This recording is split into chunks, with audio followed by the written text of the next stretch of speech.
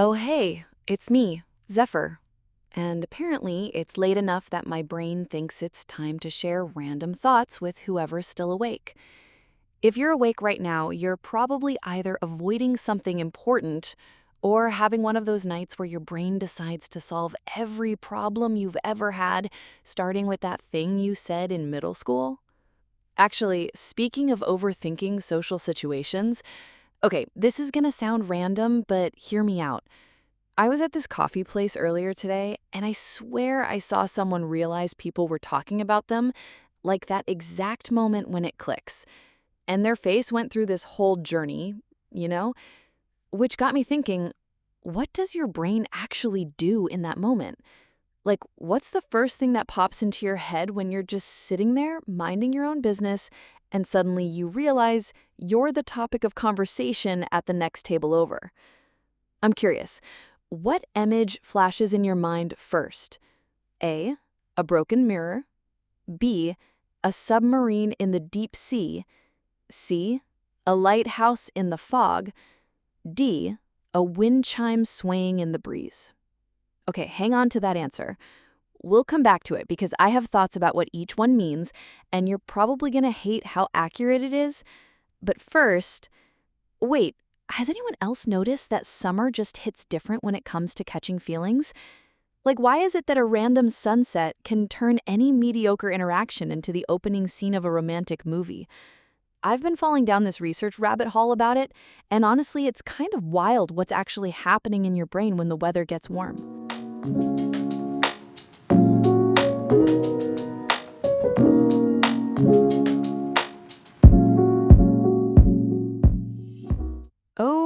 Okay, settle in because I just fell down this research rabbit hole and wow. Like, fair warning, what I'm about to tell you is going to make you side-eye every summer crush you've ever had. So get this, summer flings, not just some rom-com trope. Your brain is literally running a neurochemical scam on you, and you're out here thinking you're being all romantic and spontaneous. When sunlight hits your skin, your brain throws this hormone party, more dopamine, more serotonin, and there's this thing called MSH that's basically like your brain found the cheat codes for summer romance feelings. But here's the part that made me literally pause the research and go, are you kidding me? When you're attracted to someone, your brain dumps norepinephrine everywhere. That's the heart-racing, butterflies going crazy chemical. And summer has already preloaded your system with dopamine. So when you meet someone cute at a beach barbecue or whatever, it's like your brain is already tipsy on happiness chemicals, and then someone attractive walks by and it just loses its mind completely. And suddenly, you're like, why does every random coffee run feel like a movie scene? Why am I getting butterflies from someone I barely know just because we're both at this poolside thing? Your brain's basically been drugged by sunshine, and now everything feels like destiny. And then there's this whole other layer. Summer is when everyone's actually around. Beach parties, rooftop hangouts, random encounters everywhere. Psychologists call it the social gold rush. Plus, there's this proximity effect where being around someone more makes you like them more. Summer is basically proximity effect on steroids because everything's an excuse to hang out. Your brain's already chemically primed to be social and take risks. It's like someone designed the perfect storm for catching feelings. So next time you're texting someone at midnight because of some random eye contact that happened at a summer thing, just know it's not fate. It's your brain running a chemistry experiment without your permission. Honestly, kind of rude of science to expose us all like this, but here we are.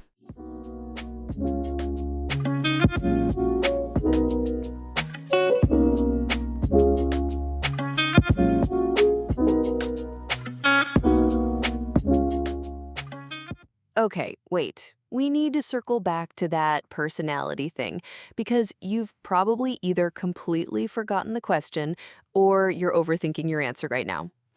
I asked, when you catch someone talking about you in public, what pops into your mind first? A. Broken mirror. B. Submarine in the deep sea. C. Lighthouse in the fog.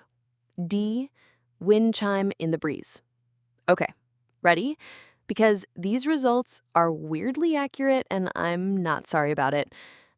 A people, Broken Mirror Squad, you're the truth tornado. You cannot handle not knowing things.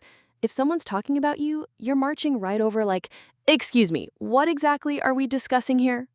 You'd rather face uncomfortable truth than live in limbo, which, respect. But maybe don't come in quite so hot every time. B Squad, submarine vibes, you're the abyss avoiders. Someone's talking about you, your brain goes, "Nope, not dealing with this today," and you disappear. Which is genius because most gossip dies out without attention.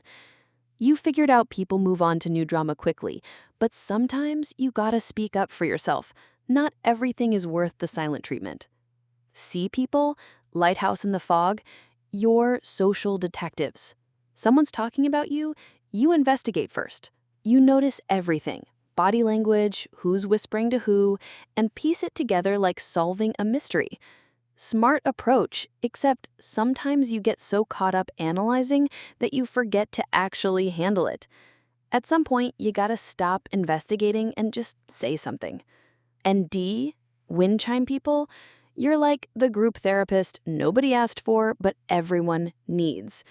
People talking about you, your brain goes straight to, how do I fix this for everyone involved? You somehow turn drama into resolution without anyone noticing.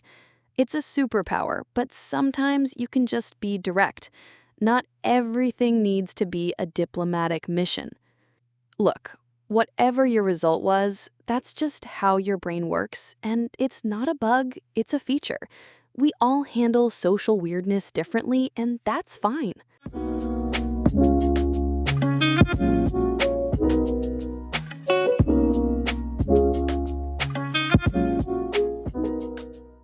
So, I discovered something this week that I'm honestly obsessed with, and you need to try it. Okay, so you know how ice cubes water down your drinks, and it's like, why am I paying for fancy wine just to dilute it with frozen tap water? So here's what you do. Freeze grapes. Just regular grapes. Use them as ice cubes. I know, it sounds weird, but listen. They keep your drink cold without watering it down, and as they defrost, they add this like subtle sweetness that's actually really nice. And then when you're done drinking, you have these little frozen snacks that taste like concentrated summer. I tried this with sparkling water last night at like midnight, and honestly felt like I was living in some kind of fancy adult life I never thought I'd achieve. Just rinse them, dry them, freeze them for a few hours. That's it. Revolutionary? Maybe not, but satisfying in a way that's hard to explain. Oh, and before I forget, here's a question someone asked me earlier. Would you like to be the sun of my life? Good. Then stay 92.96 million miles away from me. Grown now, thank me never. That's what keeps the universe in balance. And that's pretty much where my brain went tonight. From random coffee shop observations to why your brain goes haywire in summer to frozen grapes. Classic late night energy, honestly. If you're still with me after all that, hit the like button or whatever makes the algorithm happy. And honestly, if you enjoyed this late night brain spiral, maybe subscribe. I do this whole thing pretty regularly, and apparently some people find it useful for their 2 a.m. existential moments. Also, drop your thoughts in the comments. I actually read them all, and they often end up inspiring future episodes. Your midnight overthinking is genuinely valuable content around here. This is Zephyr signing off. Catch you on the flip side of midnight.